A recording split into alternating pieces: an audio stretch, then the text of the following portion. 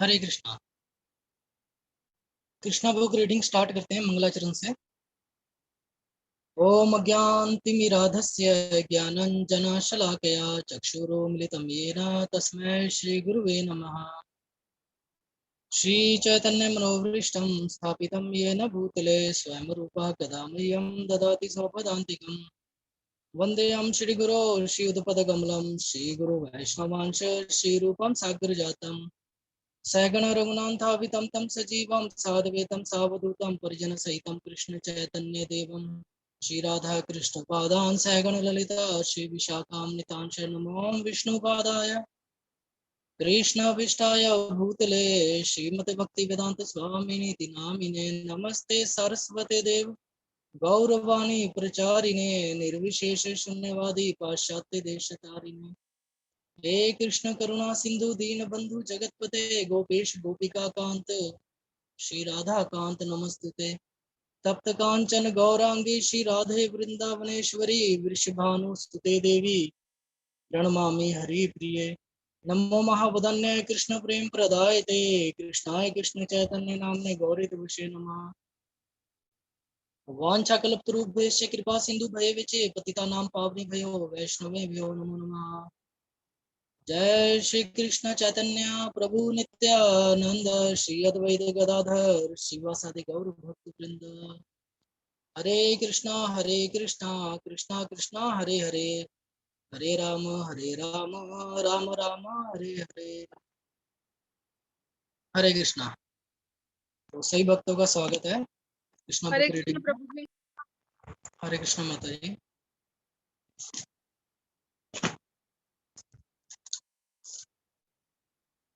तो कल हमने 26 अध्याय तक कंप्लीट कर लिया था और 27 अध्याय स्वर्ग के राजा इंद्र द्वारा स्तुति, आज ये रीडिंग करेंगे। तो कल जैसे हमने पढ़ा कि जब इंद्र का यज्ञ बंद हो गया तो इंद्र बहुत ज्यादा क्रोधित हुए और उन्होंने बदला लेने के लिए उन्होंने सोचा कि मैं जितने भी वृंदावन वासी हैं उनको कष्ट दूं, और कष्ट देने के लिए उन्होंने बादलों का एक समूह जिसका नाम संवर्तक नामक बादल था उसको बुलाया उन्होंने। और ये जो बादल है वो कोई आम बादल नहीं था, ये बादल तब वर्षा करता था जब कोई प्रलय आना होता था, तब वो वर्षा करता था। वो कोई आम नहीं था, प्रलय के टाइम में बरसात होती थी। तो जब वो बादलों का समूह आया तो उन्होंने वर्षा, बहुत ही भारी वर्षा की वृंदावन में, है ना। और उनको बचाने के लिए भगवान श्री कृष्ण ने 7 दिन तक गोवर्धन पर्वत को उठाया, है ना। तो जैसा हम सब जानते हैं कि जो भगवान के जो जो देवता हैं वो सभी भगवान के सेवक हैं। भगवान के सेवक होने के नाते उनका जो पद है वो ऊंचा है और उनका जो अस्तित्व है वो शुद्ध होना चाहिए क्योंकि वो भगवान के सेवक हैं। पर कई बार क्या होता है कि जो देवतागण होते हैं वो अपने पद से नीचे आ जाते हैं, मतलब वो उस प्रकार से भगवान की सेवा नहीं करते हैं। तो यही स्थिति इंद्र की थी। इंद्र जो कि भगवान का सेवक था, पर वो अपना ईगो, मतलब ईगो की वजह से वो अपने आप को ही भोक्ता समझने लग गया और वो समझने लग गया कि जो चीज है वो मेरे भोग के लिए बनी हुई है। तो इंद्र के इसी भूल को, जो वो भूल गया था, और इसी मिथ्या गर्व को नष्ट करने के लिए भगवान ने ये लीला रची थी। तो एक तरह से देखा जाए तो हमारी स्थिति भी इंद्र के जैसी ही है, क्योंकि हम जो भी चीज देखते हैं, जो भी वस्तु देखते हैं, हम सोचते हैं कि ये हमारे भोग के लिए बनी हुई है और हम उसका भोग करना चाहते हैं, और इस तरह हम कर्म फल में बंध जाते हैं। भोग जब करने का हम प्रयास करते हैं तो उन कर्मों की वजह से ही हमें जो है पुण्य और पाप कर्म के जो फल होते हैं वो मिलते हैं, फल स्वरूप मिलते हैं, और उन्हीं फलों की वजह से हमें 84 लाख योनियों में भटकना पड़ता है ना। तो हमें चाहिए, हम सभी को, कि हम भगवान श्री कृष्ण को सेंटर में रखें। भगवान जो भी कर्म करें वो भगवान की प्रसन्नता के लिए करें, ना। कृष्ण भावना अमृत में सभी कार्यों को संपन्न करें। तो गोवर्धन पूजा हमने कल पढ़ा था, और उसके बाद भगवान श्री कृष्ण का अद्भुत अद्भुत भगवान श्री कृष्ण के बारे में हमने पढ़ा था जिसमें भगवान श्री कृष्ण की जो पहले की जितनी भी लीला थी उसके बारे में वर्णन किया गया है। तो हमने जैसे पढ़ा था स्टार्टिंग में कि जो पूतना थी भगवान श्री कृष्ण को मारने के लिए आई थी। वो विष लगा के आई थी और वो विष इतना भयानक था कि उसको छूने मात्र से ही किसी की मृत्यु हो सकती थी, है ना। तो वो स्तनपान कराने के भाव के लिए आई थी और जिससे कि वो कृष्ण मर जाए। तो भगवान श्री कृष्ण की उम्र बहुत थोड़ी थी उस टाइम उन्होंने हाल ही में जन्म लिया था। तो हम इस तरह से हम समझ सकते हैं कि भगवान चाहे छोटे हों, चाहे एक दिन के हों, चाहे 25 वर्ष के हों, चाहे 70 वर्ष के हों, भगवान भगवान रहते हैं। वो किसी भी स्थिति में भगवान की ऐसा नहीं कि भगवान की शक्ति कम हो गई या ज्यादा हो गई, तो भगवान हमेशा भगवान रहते, किसी भी स्थिति में रहे, है ना। तो उस पूतना को भी भगवान ने क्या किया, उसका स्तनपान भी किया और उसका विषपान भी किया। और ये करने के बावजूद उन्होंने पूतना को अपनी माता का दर्जा दिया और उन्हें अपने गोलोक वृंदावन धाम में उनको स्थान दिया। हाँ, तो भगवान ही ऐसा कर सकते हैं, भगवान इतने महान हैं। तो इसीलिए जो भक्त 16 माला करते हैं और 4 नियमों का पालन करते हैं, उनके बारे में तो कहना ही क्या, है ना। तो भगवान बहुत दयालु हैं, तो हमें इस चीज को समझना चाहिए।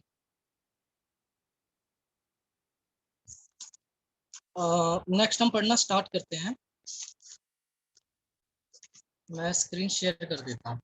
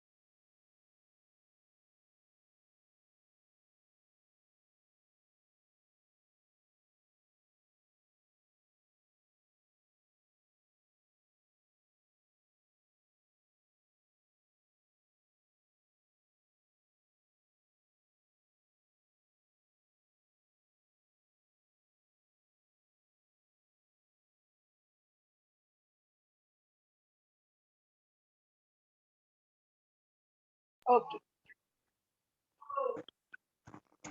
जब कृष्ण ने गोवर्धन पर्वत उठाकर इंद्र के कोप से वृंदावन वासियों को बचा लिया तो उनके समक्ष गोलक वृंदावन से सुरभि गाय और स्वर्ग से राजा इंद्र प्रकट हुए।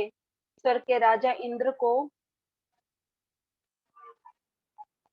कृष्ण के प्रति किए गए अपने अपराध का ज्ञान था, अतः वह चुपके से एक निर्जन स्थान में उनके समक्ष प्रकट हुआ। वह तुरंत ही कृष्ण के चरण कमलों पर गिर पड़ा, जबकि उसका अपना मुकुट सूर्य के समान दीप्तिमान था। इंद्र को कृष्ण के महान पद का ज्ञान था, क्योंकि वह इंद्र के स्वामी हैं, किंतु उसे विश्वास नहीं हो रहा था कि कृष्ण अवतार लेकर वृंदावन के ग्वालों के बीच रह सकते हैं। जब कृष्ण ने उनकी सत्ता को चुनौती दी तो इंद्र को रुद्र हो गया, क्योंकि वह सोचता था कि इस ब्रह्मांड का सर्वस्व मैं ही हूँ और मेरे समान कोई भी बलशाली नहीं है। किंतु इस घटना के बाद उसका झूठा अहंकार नष्ट हो गया, अतः अपनी अधीन अवस्था समझकर वह हाथ जोड़कर कृष्ण के समक्ष प्रकट हुआ और इस प्रकार स्तुति करने लगा। हे प्रभु, मैंने झूठे अहंकार के वश में होकर सोचा कि आपने ग्वालों को इंद्र यज्ञ करने से रोककर मेरा अपमान किया है और आप स्वयं यज्ञ की सारी सामग्री का भोग करना चाहते हैं। मैंने सोचा कि आप गोवर्धन पूजा के नाम पर मेरा भोग ग्रहण कर रहे हैं, अतः मैंने आपके पद को ग, आपके पद को गलत समझा। अब आपकी कृपा से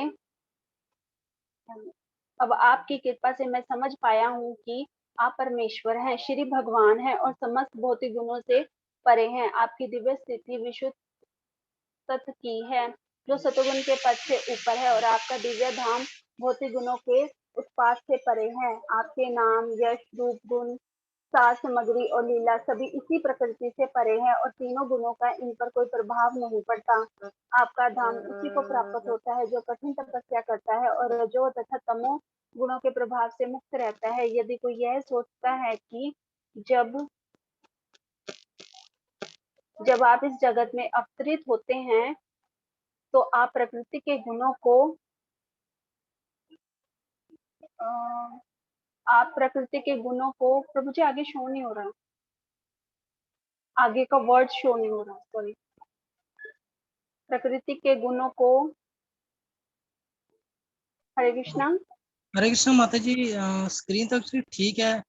नहीं, मेरे मोबाइल में आई थिंक तो शो नहीं हो रहा। आप प्रकृति के गुणों को, नेक्स्ट वर्ड क्या, गुणों को स्वीकार करते हैं, स्वीकार करते हैं, तो वह भ्रम में है कि भ्रम में है।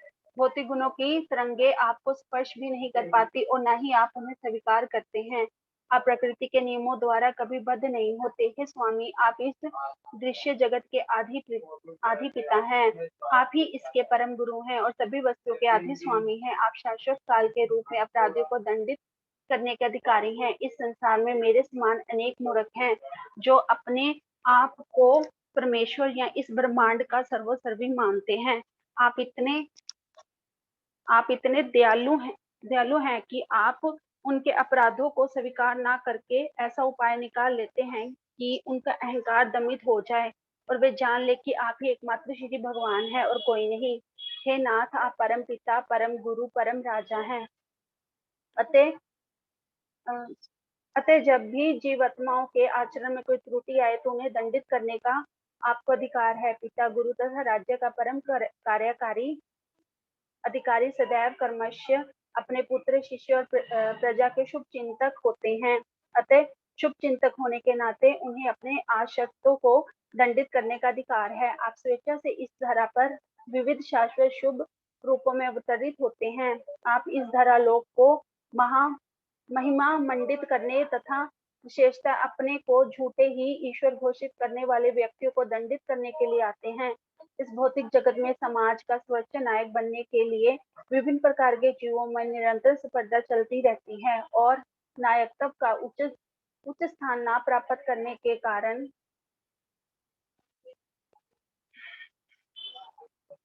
वे मूर्ख हताश होकर अपने को ईश्वर या भगवान मान लेते हैं। इस संसार में मेरे जैसे मूर्ख हैं, किंतु कालांतर में जब उन्हें ज्ञान होता है तो वे आपकी शरण ग्रहण करते हैं और पुण्य आपकी सेवा में अपने को लगा लेते हैं। आपसे ईर्ष्या करने वाले व्यक्ति को आपके दंडित करने का यही कारण है। हे भगवान, मैंने आपकी असीम शक्ति को जाने बिना अपने भौतिक ऐश्वर्य के अहंकार के कारण आपके चरण कमलों के प्रति महान अपराध किया है। अतः हे भगवान, मुझे क्षमा कर दें क्योंकि मैं परले दर्जे का मूर्ख हूँ। क्योंकि कृपया मुझे आशीर्वाद दे जिससे मैं पुनः ऐसा मूर्खता पूर्ण कार्य ना करूं। यदि आप सोचे कि मेरा अपराध इतना बड़ा है कि क्षमा नहीं, तो मेरी प्रार्थना है कि मैं आपका शाश्वत दास बना रहूं। इस जगत में आपका अवतरण आपके शाश्वत दासों की रक्षा करने तथा उनके शत्रु का विनाश करने के लिए होता है, जो महान सैन्य शक्ति रख कर पृथ्वी को अपने भार से बोझिल बनाते हैं। मैं आपका शाश्वत दास हूँ, अतः मुझे क्षमा कर दें। हे नाथ, आप भगवान हैं। मैं आपको सादर नमस्कार करता हूँ क्योंकि आप परम पुरुष तथा परमात्मा हैं। आप वासुदेव के पुत्र तथा शुद्ध भक्तों के स्वामी परमेश्वर कृष्ण हैं। कृपया मेरा दंडवत प्रणाम स्वीकार करें। आप साक्षात परम ज्ञान है और स्वेच्छा से कहीं भी अपने किसी एक नित्य रूप में अवतार ले करते हैं। आप सृष्टि के मूल कारण और समस्त जीवों के परमात्मा हैं। मैंने अपनी निपट मूर्खता के कारण मूसलाधार वृष्टि तथा ऊपर वृष्टि कराकर वृंदावन में उपद्रव मचवाया। मैंने आपके द्वारा मेरी दृष्टि के लिए होने वाले योग्य रोके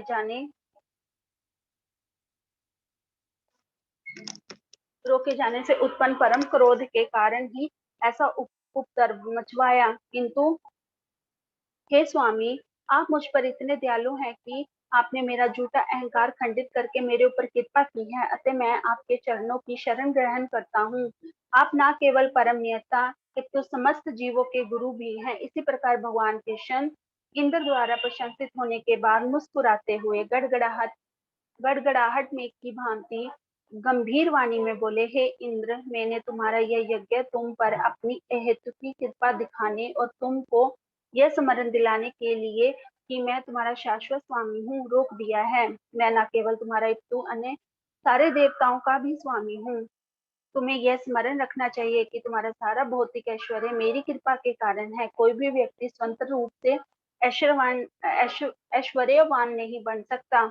उस उस उस पर मेरी कृपा होनी चाहिए। हर व्यक्ति को सदैव स्मरण रखना चाहिए कि मैं परमेश्वर हूँ। मैं किसी पर भी कृपा कर सकता और किसी को भी प्रताड़ित कर सकता हूँ, क्योंकि मुझसे श्रेष्ठ कोई नहीं है। यदि मैं देखता हूँ कि कोई अहंकार के वशीभूत हो चुका है, तो उस पर अपनी अहेतुकी कृपा दिखाने के लिए मैं उसका सारा वैभव हर लेता हूँ। यह ध्यान योग्य बात है। कृष्ण कभी कभी धनी व्यक्ति को अपनी शरण ग्रहण कराने के लिए उसका सारा ऐश्वर्य हर लेते हैं। यह भगवान की विशेष अनुकंपा है। कभी कभी यह देखा जाता है कि अत्यंत ऐश्वर्यशील व्यक्ति अपनी भक्ति के कारण दरिद्रता को प्राप्त हो जाता है, किंतु किसी को कभी यह नहीं सोचना चाहिए चूंकि उसने परमेश्वर की पूजा की इसलिए वह निर्धन हो गया।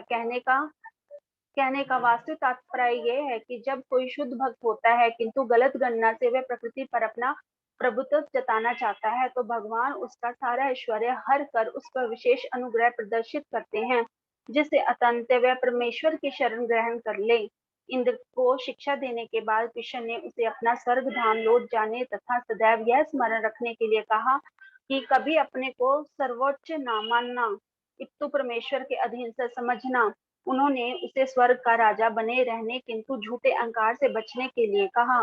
तत्पश्चात इंद्र के साथ कृष्ण का दर्शन करने आई दिव्य सुरभि गाय ने उन्हें सादर नमस्कार किया और उनकी पूजा की। सुरभि ने इस प्रकार स्तुति की, हे कृष्ण, आप समस्त योगियों में सर्वाधिक शक्तिशाली हैं, क्योंकि आप ब्रह्मांड भर के आत्मा हैं।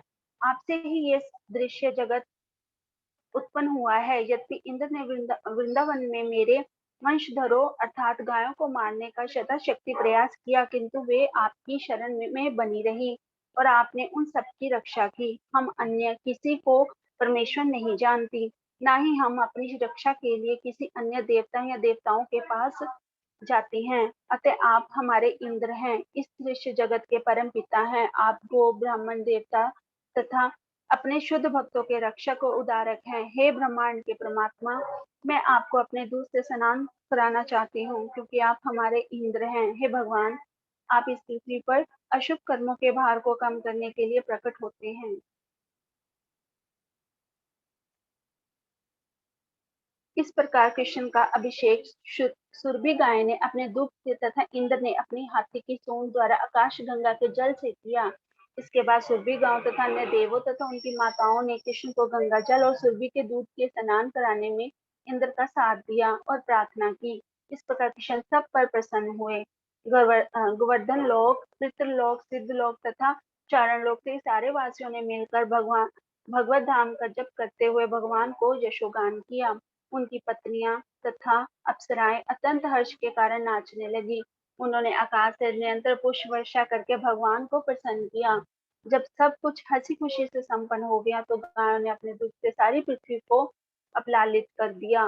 नदियों का जल उमड़कर विविध स्वादों से पूरित होकर बहने लगा और वृक्षों को पोषण पहुंचाने लगा, जिससे उनमें विविध स्वादों से पूरित होकर बहने लगा और वृक्षों को पोषण पहुंचाने लगा, जिससे उनमें विविध रंगों और स्वाद के फूल और फल उत्पन्न होने लगे। वृक्षों से मधु चूने लगा। पर्वत और पहाड़ियां विविध औषधियों बहुमूल्य रत्न उत्पन्न करने लगी। कृष्ण की उपस्थिति के कारण ये सारी घटनाएं ढंग से घटती गई और अधम पशु जो समानतः ईर्ष्यालु होते हैं ईर्ष्या रहित हो गए। वृंदावन में समस्त गायों के स्वामी और गोविंद नाम से विख्यात श्री कृष्ण को प्रसन्न करने के बाद इंद्र ने स्वर्ग को लौट जाने की अनुमति मांगी। उसके चारों ओर देवता थे। जब इंद्र आकाश मार्ग से जा रहे थे, यह महान घटना इसके ज्वलंत उदाहरण है कि किस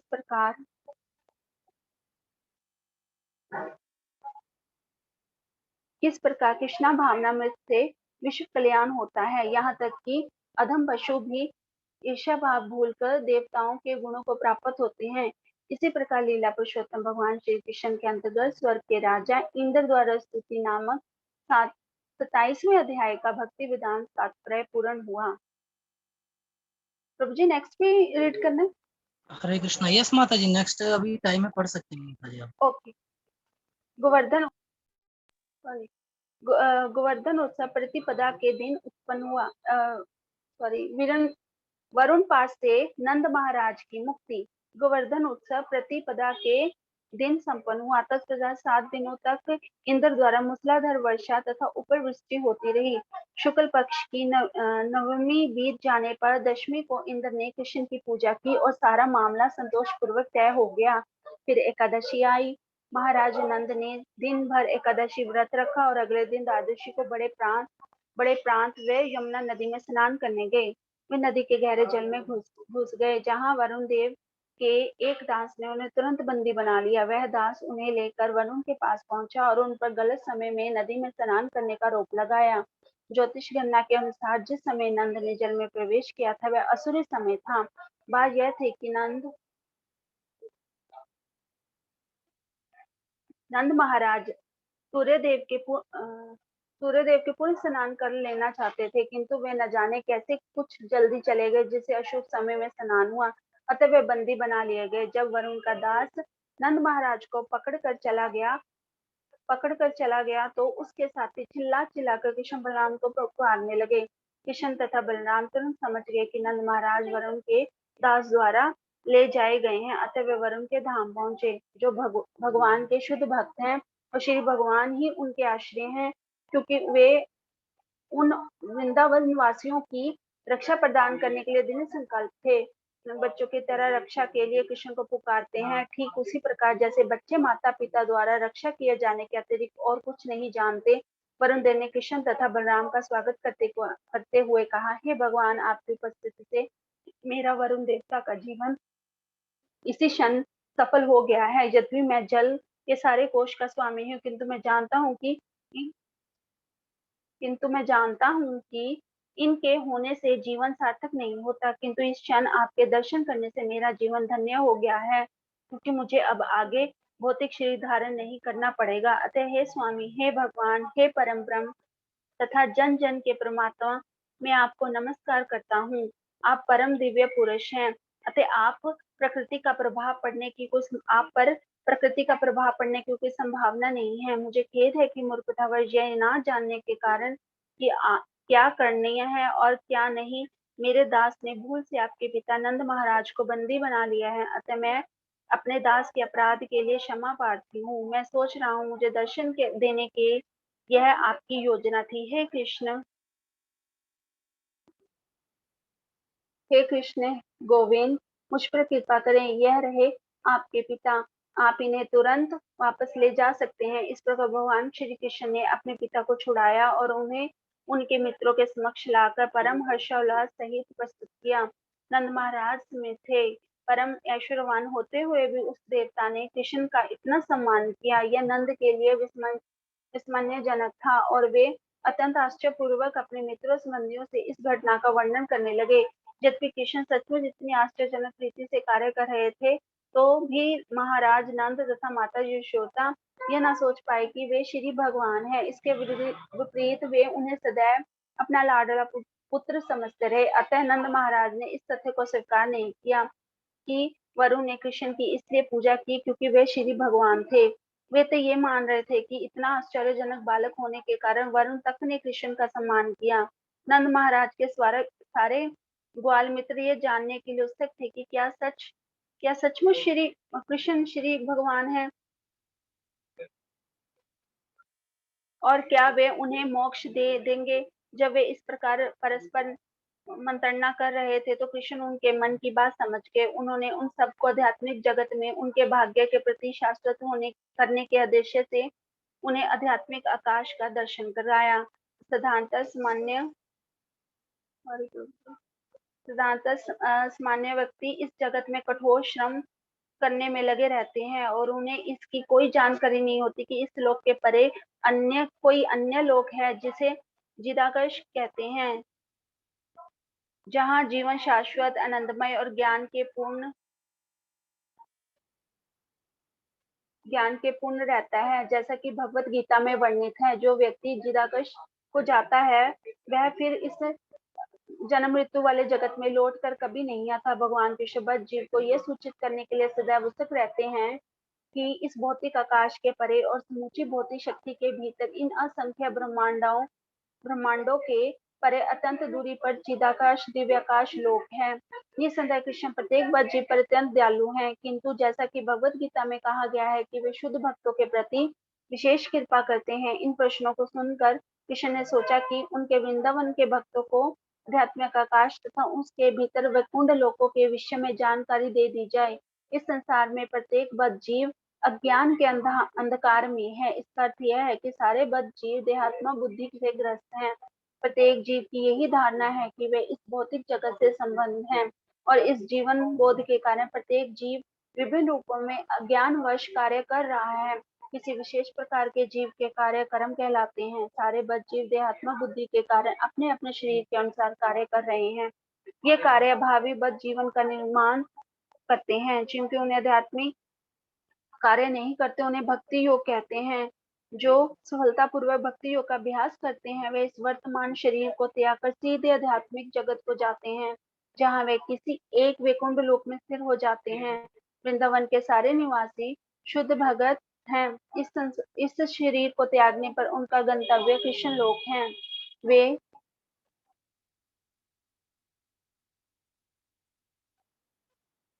वैकुंठ लोक से भी आगे चले जाते हैं। तथ्य यह है कि जो लोग कृष्णा भावनामृत और पूर्ण शुद्ध भक्त में लगे हैं, उन्हें मृत्यु के बाद इस भौतिक जगत में विभिन्न ब्रह्मांडों में से किसी में कृष्ण का सानिध्य प्राप्त करने का अवसर प्रदान किया जाता है। कृष्ण की लीलाएं इस ब्रह्मांड और अन्य ब्रह्मांड में निरंतर चलती रहती हैं। इस प्रकार इस पृथ्वीलोक में सूर्य कई स्थानों से होकर गुजरता रहता है। इसी प्रकार कृष्ण लीला भी इस ब्रह्मांड में सत तथा अन्य ब्रह्मांड में चलती रहती है। वे कोड भक्त जिन्होंने कृष्णा भावनामृत को पूर्ण रूप से संपन्न किया है, तुरंत इस ब्रह्मांड को भेज दिए जाते हैं जहाँ कृष्ण प्रकट होने वाले होते हैं। इस ब्रह्मांड में भक्तों को कृष्ण के संगीत का प्रत्येक प्रत्यक्ष अवसर प्राप्त होता है। यह अभ्यास चलता रहता है, जैसा कि इस श्लोक में हम कृष्ण के वृंदावन लीला में देखते हैं।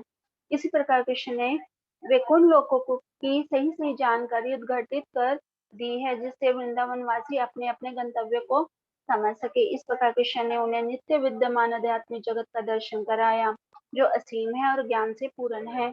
इस भौतिक जगत में सब रूपों की विभिन्न श्रेणियां हैं, और इन्हीं श्रेणियों के अनुपात में उनमें ज्ञान प्रकट होता है। उदाहरणतः एक बालक के शरीर में जितना ज्ञान है, वे वयस्क व्यक्ति के शरीर के ज्ञान से कम पूर्ण है। स्वतः जीवों में विभिन्न श्रेणियां हैं, चाहे जलचर हो, वृक्ष हो, कीड़े मकोड़े हो, पक्षी हो, या सभ्य या असभ्य मनुष्य हो। मनुष्यों के ऊपर ब्रह्मांड लोक तक जहाँ ब्रह्मा रहते हैं, देवता चारण और सिद्ध हैं। इन देवताओं में ज्ञान की विभिन्न श्रेणियां हैं, किंतु इस जगत में आगे आध्यात्मिक आकाश में प्रत्येक व्यक्ति ज्ञान से पूर्ण है। सारे जीव वैकुंठ लोक में या कृष्ण लोक में है, भगवान की भक्ति में लगे रहते हैं। जैसा कि भगवत गीता में पुष्टि की गई है कि पूर्ण ज्ञान का अर्थ है कृष्ण को श्री भगवान के रूप में जाना। वेदों तथा भगवत गीता में यह भी उल्लेख है कि ब्रह्म ज्योति में धूप, चांदनी और बिजली की आवश्यकता नहीं रहती। वे सारे लोग स्वतः अलौकिक हैं, और वे सभी शाश्वत रूप से स्थित हैं। ब्रह्म ज्योति में ना तो उत्पत्ति का, ना ही संहार का कोई प्रश्न उठता है। भगवत गीता से भी इसकी पुष्टि होती है कि भौतिक आकाश से आगे एक अन्य नित्य आध्यात्मिक आकाश होता है, जहाँ हर प्रत्येक वस्तु शाश्वत रूप से विद्यमान रहती है। आध्यात्मिक आकाश की जानकारी केवल ऋषि तथा साधु पुरुषों को ही मिल सकती है, जो भक्ति में रहने के लिए त्रिगुणातीत होती है। आध्यात्मिक पद पर स्थित हुए बिना आध्यात्मिक प्रकृति को समझ पाना संभव नहीं है। अतः यह स्तुति की जाती है कि मनुष्य भक्ति योग को ग्रहण करे और 24 घंटे कृष्णा भावनामृत में लगे रहे, जिससे वह त्रिगुणातीत हो जाए। कृष्णा भावनामृत होने पर वह चिदाकिशोर वैकुंठ लोक की प्रकृति को समझ सकता है। अतः वृंदावन के वासी निरंतर कृष्णा भाव में लगे रहने के लिए वैकुंठ लोगों की दिव्य प्रकृति को सरलता से समझ सकते थे। इसी प्रकार श्री कृष्ण नंद महाराज इत्यादि समस्त ग्वालों को लेकर उस सरोवर में गए, जहां बाद में अक्रू को वैकुंठ लोकों का दर्शन कराया गया। उन सब ने स्नान किया और वैकुंठ लोक की वास्तविकता के दर्शन किए। चिकाकाश और वैकुंठ लोकों का दर्शन कर लेने के बाद नंद महाराज आदि ग्वालों को पूर्ण अपूर्ण आनंद हुआ और सरोवर से बाहर निकलने पर उन सब ने देखा कि कृष्ण की पूजा श्रेष्ठ स्तुतियों द्वारा की जा रही थी। इस प्रकार लीला पुरुषोत्तम भगवान श्री कृष्ण के अंतर्गत वर्णना पाश से नंद महाराज की मुक्ति नामक 28वें अध्याय का भक्ति वेदांत तात्पर्य पूर्ण हुआ।